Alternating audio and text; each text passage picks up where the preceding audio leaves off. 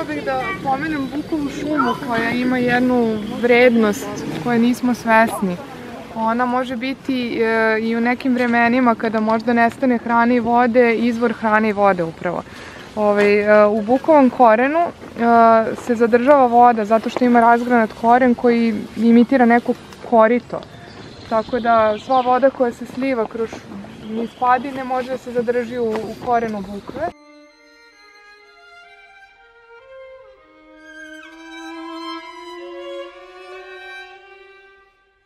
Verovatno su i ovaj manastir kao i svi ostali izgrađeni na temeljima paganskih svetilišta, pošto su sva paganska uporišta i hramovi bili u prirodi, u gajevima, gde su radiestezijskim metodama, rašljama i ovo organizovao ukrštaj energija.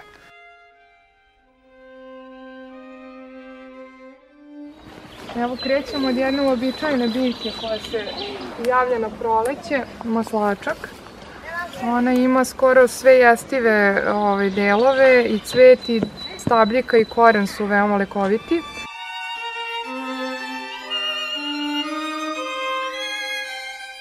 I fantastičan je, može biti kao divlja rukola. Znači on je rukola koja se nađe u prirodi i može se pojede. Pošto to kod nas stoji verovanje da ne valja se na te gde god je vilinsko kolo, ne kolo od pečuraka ili drvo bez vrha, kao kišobran drvo.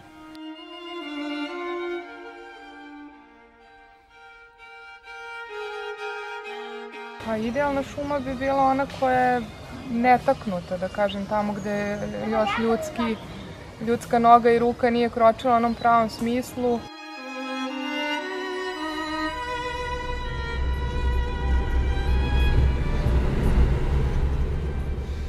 Stoji priča od starijih meštana, znači kogod je naišao u gluvo doba noći, zna se od 12 do 3, da je mogao gladno da nadrlja.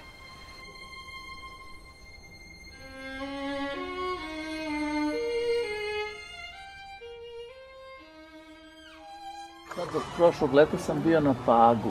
Uspio sam da napravim nešto zanimljivo, ali ova varijanta sa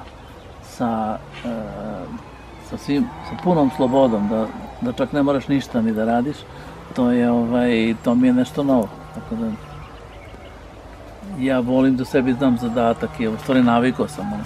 A da li bi mogao da vidiš sebe u ovakvom okruženju, a da nemaš nikakav zadatak? Pa mogu bih i onda bih smislio sebi neki zadatak.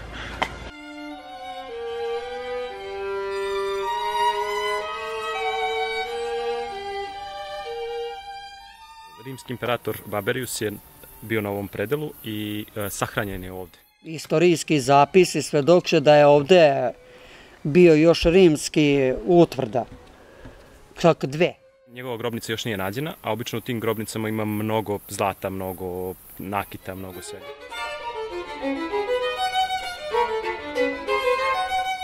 Jedna je bila ovde iza nas, što je štitila je okolne rimske rudnike. Tad tragači recimo nisu smeli uopšte da budu ovde. Policija je non stop obezbeđivala ovaj kraj se.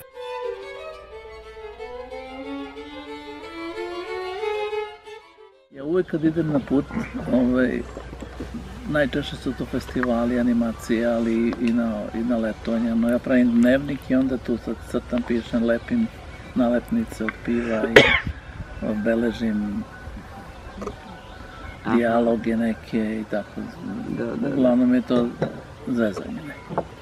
Ali na kraju ispadne kao neki letopis koji je zabavan i koji je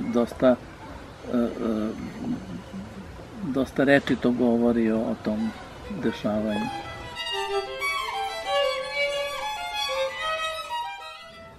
Isto je zanimljivo ako je do nekoj krizi, recimo, ne znam, neki projekat i tako nešto, da apsolutno ovakve mesta doprinose, mislim da se ta kriza, recimo, razreši, recimo, zastoj projekta ili, ne znam, neke kreativne blokade. Ja mislim generalno da su uvijek dobre neke granice. Da su granice uvijek dobre. U svemu. jer bez granice, mislim, nema slobode. S druge strane, ja nekako ne mogu bez Beograda previše.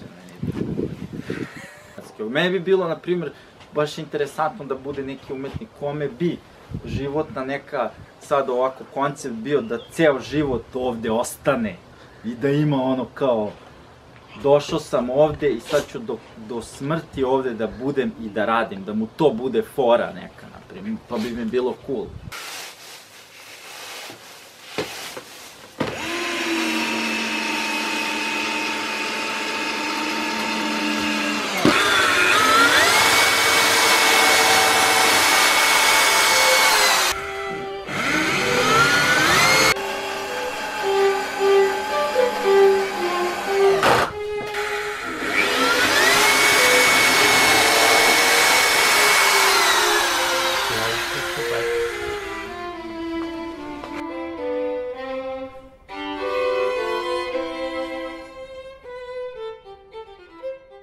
Ali oni su ostavili zapis, znači još u rimskim hronikama, da je bila utvrda pod imenom Nemenikotija.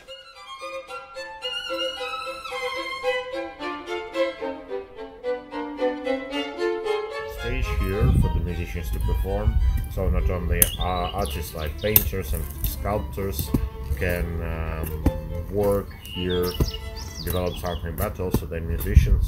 Yeah, and even if this stage is like symbolical, yeah, it's still important because musicians need the stage as some holy space.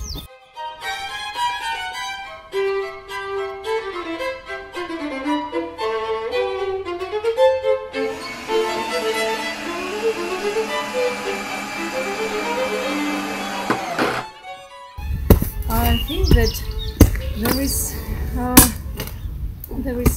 possibility for creating something syncretic in a team with the musicians and artists and maybe performers, because the stage allows us to create something as I don't know,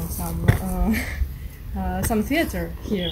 Ne znam koliko, ima i ono oko 120. 7. godišnjaka, ovdje znaš. 7. znači koliko to? 107 godina. 107 godina. Ceo taj kraj pripaduje nekom Kosmaji, ovo nekim beogradskim ili kojim već je bio Beku. Tamo vrata isto, kad idu tuci otud, oni begaju ovde. Idealna rezidencija u babama. 2 babe. Sa vama će biti 3 babe, 4 babe. Možete povedati još baba. Za početak 2 babe. A to smo nas 2. Ne, to su bili 3 brata. I 2 brata su bili tučina jednog.